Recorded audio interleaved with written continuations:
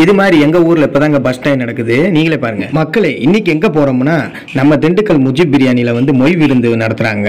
அதாவது மொய் விருந்து என்னன்னா, நம்ம காசு கொடுக்காம எவ்வளோ வேணாலும் சாப்பிட்டுக்கலாங்க.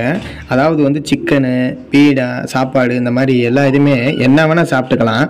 ஆனால் வந்து நம்ம காசு கொடுக்க தேவையில்லை. மொய் மாதிரி இலைக்கடியில் சாப்பிட்டுட்டு அந்த பணம் எவ்வளவோ நம்மளால் முடிஞ்சதை வச்சிட்டோம்னா அவங்க வந்து எடுத்துக்குவாங்க. அது வந்து அந்த பணம்லாம் எவ்வளோ சேர்ந்துருக்குன்றதை வந்து பார்த்துட்டு வயநாடு, அதாவது வந்து நிலச்சரிவு வந்து எவ்வளோ மக்களுக்கு வந்து இறந்து போனாங்க, எவ்வளோ மக்கள் வந்து இருந்த நிலைமையிலே வந்து இல்லாமல் போனாங்க. அதனால் அவங்களுக்கு உதவுற மாதிரி ஒரு விருந்து மாதிரி பண்ணியிருந்தாங்க. திண்டுக்கல் ராஜேந்திர தேட்டர் பக்கத்தில் சரியான கூட்டங்க. நாங்கள் போய் சாப்பிட்லான்னு போனோம், சாப்பிட முடியலை.